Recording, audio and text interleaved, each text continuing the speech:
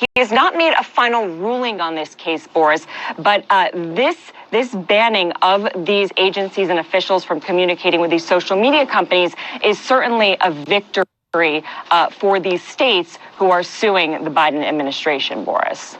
Fascinating development. Vanessa Yurkevich in New York. Thank you so much. Brianna? All right. Now, what is the interest in the law? What's the interest in the law here? Free speech. Now, that might be where your brain's going, but I don't think that's actually what's going on. You have, remember, we've got our grantor to the public trust. We've got our trust document. This is the Constitution. This is the public trust. Then you've got trustees. These are your government officials. And then you've got the beneficiaries. We'll just call them the benefs. The benefs. So you've got the grantors, right? The people make the government. The government is we the people made the Constitution. The Constitution's a public trust indenture. The only trustees can have the power. And then all of that is to the benefit of the beneficiaries. So here, one trustee, a judge, the judge is telling the president and the executive branch that they can't talk to third party. We'll call them thirds. They can't talk to third party entities. Why would one trustee tell another trustee that trustee can't talk to this third party entity that's not part of the public trust? You notice that the concept was misinformation, right? And then policies like COVID or the shots or whatever. So what you have is the trustee, the Biden administration, is coordinating and talking to social media companies in order to put out what policies are to do what? To damage the beneficiaries talking about the same thing. So in this case, you have the public trust, the public trustees are using powers of the public trust to lean on these third parties for these third parties to then have an adversarial effect on the beneficiaries. And now a trustee has told this trustee they can't do that because why? It hurts the beneficiaries. That's the issue.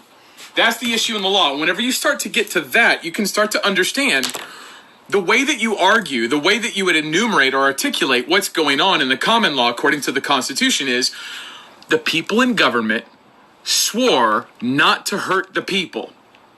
They swore to it. So the only way that they can have power is only if they do not hurt the people. And so if you are one of the people, which you are if you're American, if you are one of the people, you just have to demonstrate how your government is harming one of your rights, which presupposes you know what your rights are. If you think that your rights are derivative or downstream from the Constitution, then you're a moron.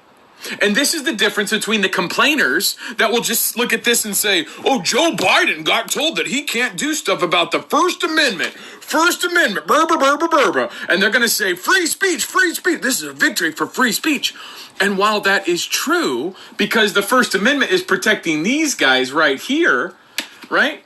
I'm a beneficiary. I got my rights right here. And so I'm going to come as one of the people. So I've got a First Amendment. So yeah, these guys can't be using power to come against my rights. That's true. But that doesn't actually tell you what's going on. It doesn't tell you that there's trustees with government power using and leaning on third parties that aren't part to the public trust. And because these guys are telling these guys what to do, the effect of the use of this power is harming these guys. You can't harm these guys, even if you're going outside of government to do it. Does that make sense? And so whenever you have the professional complainers saying conservatism and this is a win for free speech, they don't tell you that. And because they don't tell you that, if you understood that bridge, now you, if you knew common law, you'd be able to use this Constitution to make sure that that doesn't happen. And you don't need a big audience. You don't need a big budget. You don't need lots of check marks. You don't need a podcast. You can be just a normal random person. As long as you understand that dynamic and you know how to express it, you'll be right to go. And that's why I would encourage you to get the $1 million free common law seminar available at commonlawpeople.com, commonlawpeople.com. Click the button, send the email, sign up, you get. So this is much larger than the First Amendment. Biden or anybody that breaks their oath of office should be removed when they violate their oath.